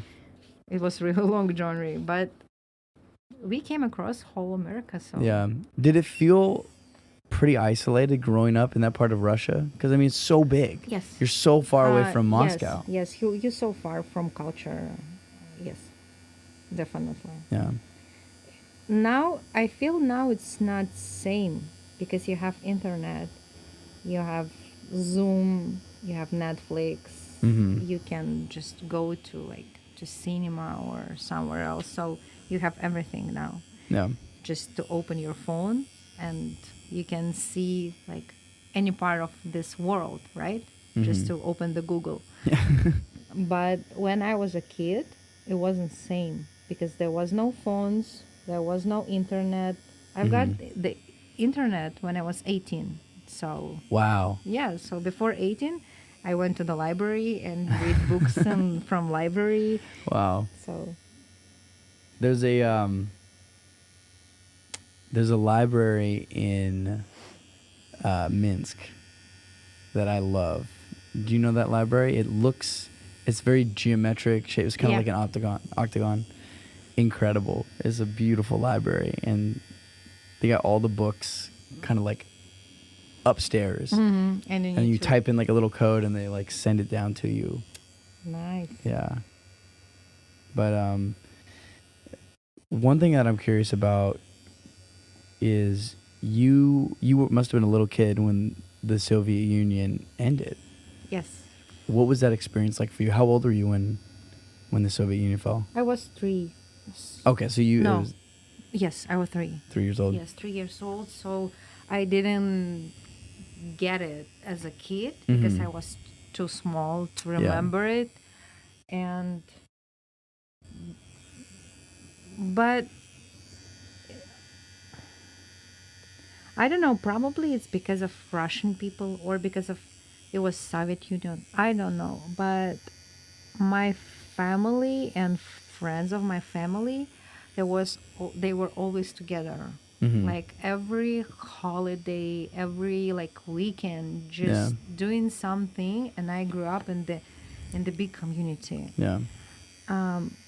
And now it feels like it's a little bit different, probably. In Russia. Yeah, I mean, especially here, not in Russia, but here it's totally different. Yeah.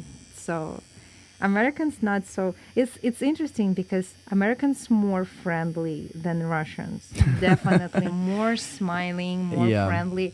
But you're more closed than Russian. So I mean, if Russian open to someone, they open their soul and they just like so. It's interesting. When I went to Belarus and I found my family, they were so welcoming to me. Exactly. So hospitable. I mean, I felt like every meal was a feast. They took such good care of me. You know, they let me stay there. They didn't even know that I was coming, right? And so I just kind of showed up and they just welcomed me in and treated me with open. Yeah, right? Such incredible hospitality. But now I was only like maybe 12 or 11 when I was in Russia, when I was in Nizhny Novgorod and Moscow. But I do remember, like, we realized the difference, our family, when we were on the bus, taking the bus everywhere, that we were like the loud Americans. And everybody else on the bus was just quiet, minding their own business. It actually kind of got us into some trouble because we were on a train, like a street train, and we got into this bad situation with these neo-Nazis, which was pretty scary. But it was probably because we were so obvious that we were, just this loud American family. After that, we definitely realized that we needed to. You have interesting experience from Russia. Oh, I had plenty of interesting experiences. It was crazy. We were on this train, and my dad was trying to talk to these guys just because he was practicing his Russian. And he was being, friendly foreigner from America, trying to practice his Russian. And I noticed that one of these guys had some blood on his hands, and another guy had blood on his pants. And I guess they asked my dad. I don't know if I'm going to say this right, but it was something like "Что ты думаешь, черный человек?" or something like that. Like, what do you think of black people? And then he kind of realized, oh, this is not a good, conversation. One of the guys takes off his belt and he wraps it around his hand. Oh yeah. And then at some point they gave us this business card, and it had a swastika on the business card. And it was for their, like, the actual, like, neo-Nazi party. Like, I had a phone number and an address and everything. So anyways, this old lady, she comes through checking everybody's tickets, and they didn't have tickets. And so they get kicked off the tram. And then everybody on the tram laughs at them, and they chase it, and they get on at the next stop. And so we're on this tram. We're coming up to the hotel. And we're freaking out, because we're thinking, like, we're going to get off this tram and these guys are going to get out and they're going to, mug us. And so there were some guys that were kind of like holding them back in the back of the tram a little bit. And then out of nowhere, this guy just speaks up and he says in English, he says, "These men are the shame of Russia." And we're like, "Oh my God, you speak English?" So we ask him, "Hey, can you tell the tram driver to only open up the front doors at the next stop, because that's our stop." So we get to that stop, only the front doors open up, and we just run as fast as we can out of there, get to the hotel. Did I say sorry about your experience from other Russians? Yeah, I mean, obviously it was not, I've had good experiences, and I've also had that experience, but yeah, it was pretty crazy. But yeah, it was an interesting time. I loved being in Russia though when I was 11. I wanted to see all the cathedrals. Oh yeah, it's beautiful. So I went to as many as I could, and I was obsessed with the icons. So I would buy all these icons. Yeah, it's beautiful. At all the cathedrals. True. And it was so, I loved it. It was my first trip as a kid. Like, first big trip, and I was just so fascinated by it. So I've always wanted to go to St. Petersburg, because I've heard St. Petersburg is really beautiful. You have to. One day. Have you been? No, unfortunately no. I've been in Moscow, but in St. Petersburg never. No. Did you like Moscow? It's beautiful too because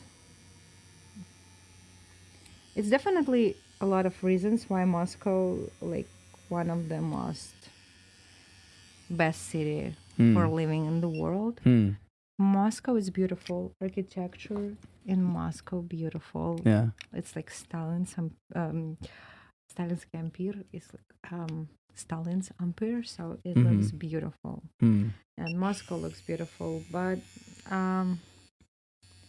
I was there when I was a kid, and I didn't spend a lot of time like on the just walking in the streets. No, I just was on the Red Square, and but I'm obsessed with metro, with subway. Interesting. Yeah. It's so beautiful. You know that every station it's unique. I didn't know that. Every station in Moscow, how say the tram? It's not subway. How you call it? The tram? Like, is it underground? Subway, yes. Yeah, subway, yeah. Subway, okay. Because I know that subway, it's usually British Americans say subway, but how Americans say it? Oh, we say subway. Subway? Yeah, like in New York, it's the subway. Okay. Yeah. So every station is subway. It's unique. There is no.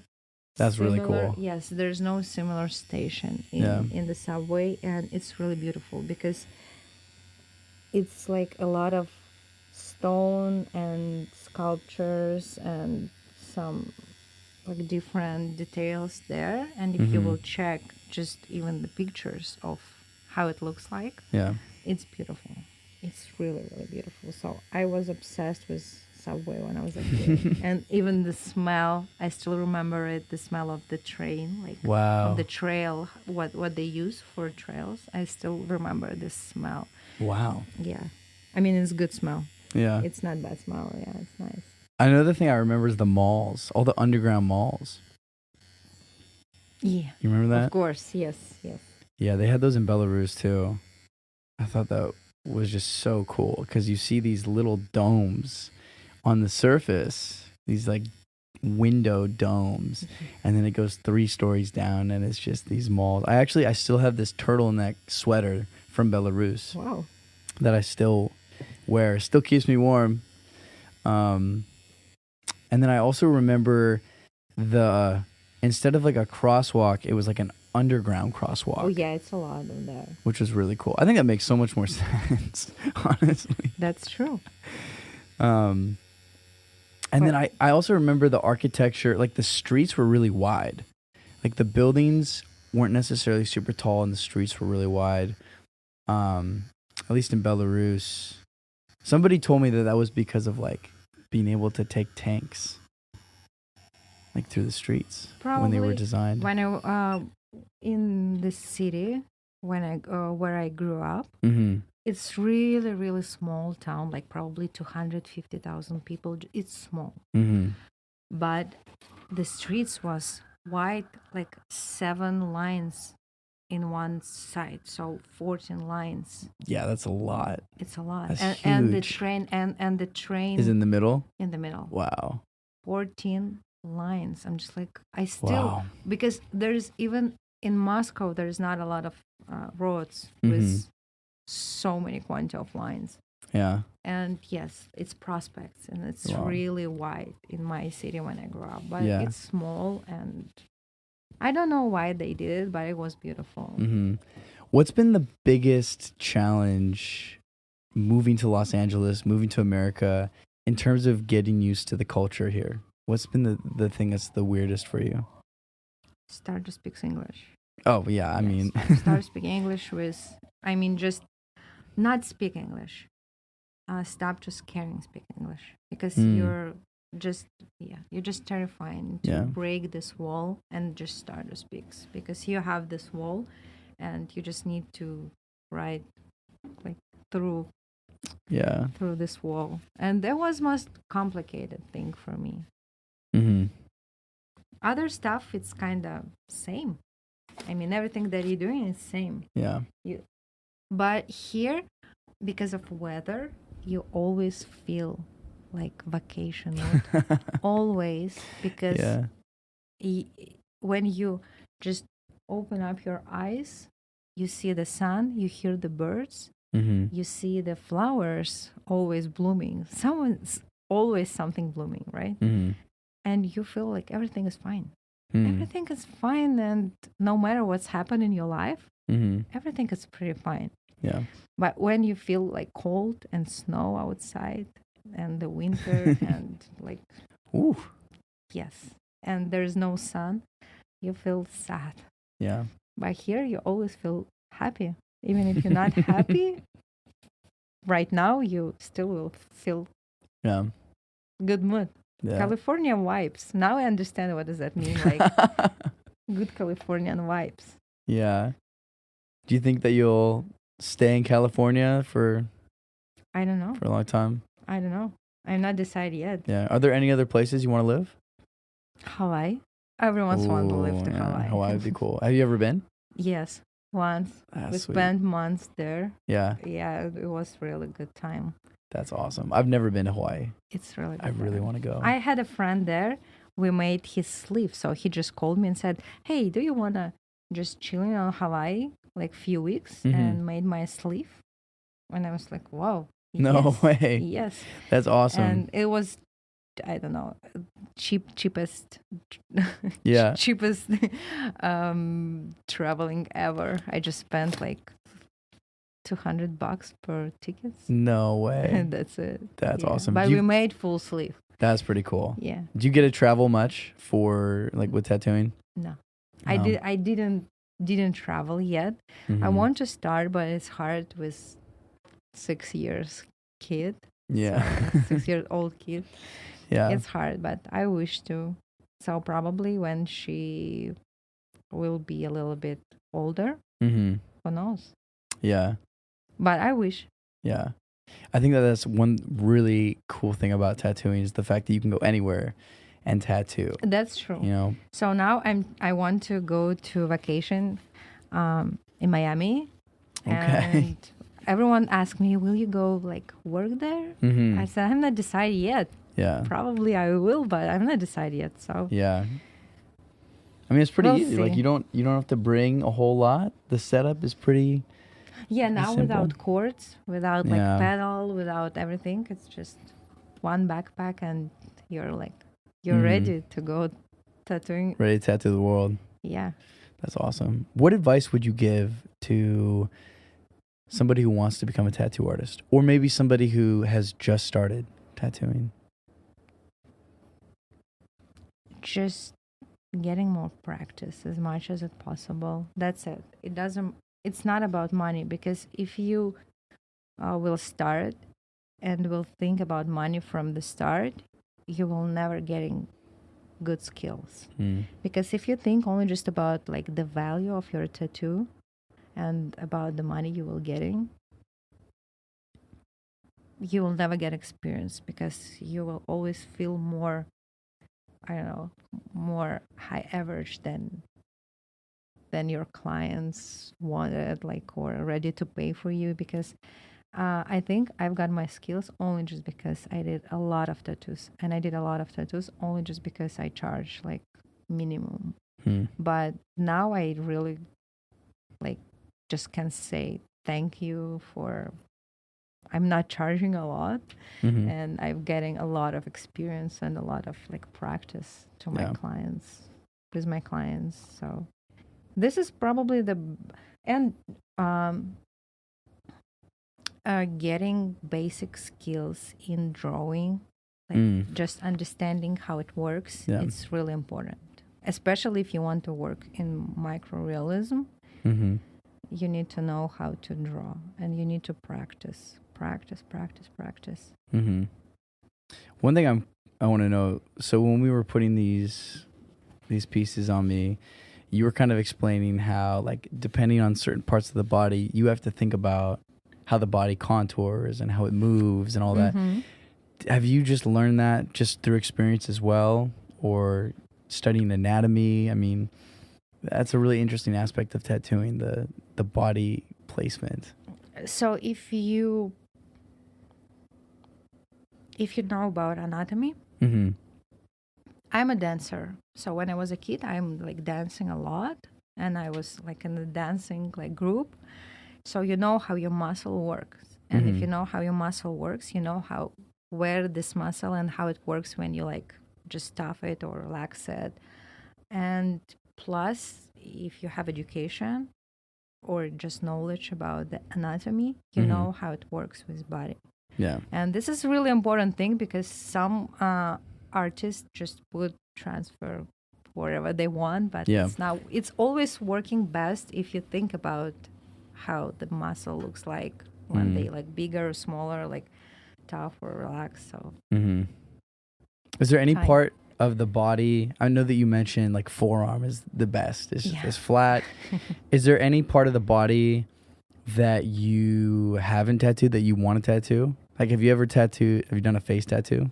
Yes, I think I've done all type tattoos that I could. Yes, face tattoos, ear tattoos, head tattoos. I did it. Yeah. Like, it's crazy. It's so high pressure that you feel, but the skin actually is pretty friendly on the head. On the head. It's, like the top of the head? What part here. of the size of the head? It's, wow. It's really simple for tattooing here. Interesting. But it's a lot of like responsibility because you're tattooing something around like the face. And I didn't, I did lip tattoo. Yes, lip tattoo once. Whoa. It was really funny story. With the girls, they had just have a bet between two girls. They had a bet. It's just a friends. They have a bet about like if they will lose, if they won't lose some like amount of pounds, they were getting tattoos, and they both just failed up. With this bat. Yeah. And they called me and said, hey, can you do like 2 lip tattoos for us? And just getting slut on it. It was really fun. Slut? Yes, it was wow, really fun. They got slut tattooed on it. That's incredible. We laughing a lot when we did it. Wow. But it was my first experience in the lip tattoo, and they faded on like in few days because you need to put the ink super deep to keep it. But it's really scared because you feel the needle on your finger through the lip. Yeah, and it's really terrifying. How do you even go about doing a lip tattoo? Like you just kind of like you pull their lip down. Yes, on your finger, like this. Yeah. And you keep it like this and just tattooing, and that's why you feel the needle on your finger because you're tattooing, and it's always feeling that needle will just go through the skin. Super painful. No, it was fine, but it's as I said, it's just faded on like in few days because I didn't put it deep as it needed. Because so it's just gone. It just disappeared. Wow. Yes. It was just gone, but it was a really cool experience for me. That's interesting. So yeah. What about an eye tattoo? No. That's pretty wild. Yes. How do people do eye tattoos? Have you ever seen that done? Just the video, not in real life. Yeah. But I don't know. I think it's something like beyond the. Yeah. It's too far. For me, it's like just a little bit too far. Yeah. To tattooing something like in your eyes or. Yeah. What about your tongue? Can you tattoo your tongue? I don't think so. I think it's painful. Yeah. Because you have a lot of like. I don't think it would work. There. I think your tongue would like pull back. Probably not. Probably you can just grab it. Yes, you can grab it and take it. But oh my God. I think the ink will fade it. Yeah. Because it's just. That's wild. Yeah, the skin is. Do you want to try? Nope. We can if you want to. Just one small dot. Oh my God. One small dot on the tongue. Yeah. I do want to do my fingers at some point. My fingers and my hands. But I feel like I should probably finish out at least one arm before I do that. So you need to be careful with finger tattoos, as I said. Yeah, so you don't think that there's any way to do it with a machine that's going to be... I'm sure there's the bunch of artists who can do this with machine, but in my experience, it's always blowing or fading, and it's really hard to find the right, the tiny dermal layer in the fingers to just keep it not blowing and not faded. And I did touch up for finger tattoos for one of my clients like 5 times. Because she always working in gloves. So Yeah.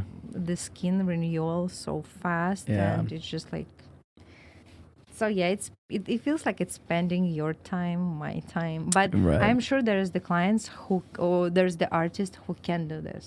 Yeah. But I think it's just probably Yeah. more Here, experienced wait, before you put that on, people in the actually, world. John, do you want to get a quick? Take a picture? Yeah, we should get like a quick little shot of, or is it in the frame? Yeah, it's in the frame here, but let's get like a good photo. I can do photo on Yeah, it. this looks so sick. Yeah, it's pretty sick. Yeah, I can see it very, very well on here. I love both of these. Thank you. I got the two ladies now. Can I take a picture? Two ladies in the skull. The one lady is left out though. Left out, but she's got no face, so we don't know how she feels about it. I tried getting around and doing some other angles, but it was really hard to kind of their hands kind of covering it. So Yeah. it felt like the static shots. Yeah. Oh man. Yeah, both those placements actually they were fine. Yeah. Yeah, they were super chill. Some clients said that I have pretty light hand. Light hand. Yes. Yeah. I don't I know can see how that. it's true or not, Do you want me to stop these or you? Not quite yet. but someone Not quite say yet. that. So Yeah, no, it felt. I don't think that I've had the only tattoo that I've had that really hurt was when I got the elbow done. oh, definitely. Yeah, It's and it was because of only for a bone. little bit, but I think everything else has been. I don't know. It kind of feels. Is it weird that I think it kind of feels good to get tattooed? I kind of like the feeling of it. But maybe that's the addictive part, because people say that getting tattooed is addictive. As I told, Once you open the door, you will never close it you back. can't close that door. Never. So, do you have any future plans for some more tattoos? I mean, you could do a full sleeve on this arm. For me, Yeah. we're trying to finish my back piece. I have the huge, Really? yes, I have the huge back project Oh, sick. on my back. What The is it? flowers. It's just flowers. Flowers? Yes. That's cool. I never, so I didn't like coloring tattoos Mhm. at all, Yeah. like a few years ago. But now, full of my body is like, I mean, all of my body is just Yeah. full of coloring flowers. That's awesome. Yeah, it's like here Wow. and all of my back. So we're trying to finish this piece. Yeah. And it takes a lot of time because we're working. Mhm. Because Andre doing this. And Yeah. we're working and our schedule is not matching. so Sure. You just probably- kind of yeah. fit it in. when Yeah, you can. probably we're getting like once day per like 2 months or something wow. like this. So yeah, it will take forever. Yeah. Do you guys tattoo each other a lot? Like working in a shop? Yes, everyone tattooing each other. I Yeah. mean, yes. This one Ali did too. So my another Yeah. coworker, so he did this one for me, and Yeah. but yeah, How long has Nautilus Tattoo been around for? we opened at the end of November last year. So Oh, wow, it's brand new. Last year. Okay. So it's 1.5 year. Okay. I mean, in 2021, I guess. right? Yeah. Yes. And why Nautilus? Because this is favorite Andrew's band. It's Russian band called Nautilus Tattoo. Oh, that's cool. Yeah, they're like old Russian rock. Yeah. It's really good. Sick. Yeah. I'll have to check them out. Yeah, it's really good. So, Nautilus. Nautilus, yeah. Wow. It's really good band. I'm gonna have to get Andre on this podcast too. We'll see. You should. We'll see if he's. If you if want to he's- get some realistic piece, Oh man, yeah, that'd be crazy. the huge one or small one, We'll do like a 5-hour podcast. why not? Would you ever want to own your own shop?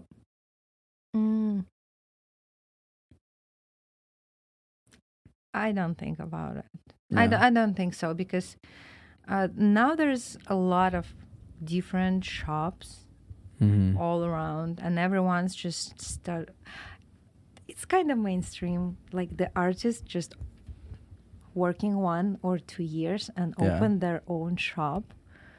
I can, but what's the point? Mm. If you will open the shop, you need to work like 24/7 24/7. Yeah. All the time you need to like care about like taxes, disposable things, about advertising, about everything. So I'm glad to help with this totally with everything in the studio because I feel like sometimes I feel like I'm the part of, I'm not the boss, I'm not the owner, but I'm glad and I'm happy to doing a lot of things that owner usually doing because Yeah. I feel like I'm the first who came to work in the studio. So I feel some part of responsibility on the studio too. But I'm really glad and love to do this. So and it was with me before, same thing in another like work. So I prefer to not be an owner, but I like to being like being a part of closer. it. Yes, being closer to owner to like creating something together, but just helping. So I'm best helper that you can ever imagine. Yeah, in the business. Yeah, that's awesome. Well, thank you so much for being open to doing this. Thank you for Your first podcast. Yeah. First podcast in English. I hope I'm fine because yeah, it's really hard to speak English. Honestly, 3 like hours I said, in a row. Has it really been 3 hours? Oh my goodness. Probably it was less, but A little over 2. A little over 2. Like I said, I'm still so impressed by anybody. Yeah, we should Let me put it. By anybody who can speak another language, let alone, just learning how to speak English, playing PlayStation. Playing PlayStation. It's just so awesome. And it's really inspiring. And I think that there's so much value in just hearing people's stories of like where they've come from, how they got to where they are, what they're doing, just hearing your perspective. I think there's a lot of value to that. And so hopefully, for the people out there who are, involved in the world of tattooing or interested in that world or want to get tattooed, I think that there's a lot to take from what you've shared. I hope it was useful and Do you interesting. have anything you want to say to the Russian speakers? In Russian? It's like a trick. Make it easy on you. Oh gosh, it's like a trick. Can we cut it? Can I say it and you will cut it? Why do you want to cut it? Oh gosh. Nothing. Slava Ukraini. Slava Ukraine. Yeah. So that's the only thing that I want to say. Wow. That's it. No war. No war. Wow. Well, Sasha, thank you so much. These are beautiful. I'm excited to take a look in the mirror, but thank you so much. These are awesome. Shout out to Nautilus Tattoo. On Instagram is Nautilus Tattoo. Exactly. Your Instagram is Run a Flow. Run a Flow. Any other people that we want to shout out? Yes, we can show Andre Instagram and the guys that I'm learning for. I mean the education, you can get it. Oh yeah, the masterclass. Yes. Yeah, we'll put all it's that. interesting. Why not? Put all that in the description. We can put all of my coworkers there. They're all my friends. 100%. How many people work at Nautilus? Permanently, it's 1, 2, 3, 4, 5. 5 or 6 people, yeah. Okay, depends. Cool. Yeah, we'll put them all in there. Perfect. Big shout out to everybody over there, and I'd love to get back over there and say hi, and let's welcome. Let's do some more. You're always welcome. Just heal it well. No pool, no ocean. Damn. Not sweating a lot. No sweat, no sauna. No sun. And no drink today. No drink today. Sorry. Oh, sad. Okay, that's all right. But tomorrow you can go ahead. Sweet. We'll go crazy tomorrow. Okay, well, we can wrap this up. Thank you, Sasha. Thank you. Until next time. And yeah, this is incredible. So thank you. Thank you so much. Thank you for listening to the Spring Street Podcast. If you'd like to support the show, sign up for the Patreon to receive exclusive behind-the-scenes content and check out the sponsor links in the description.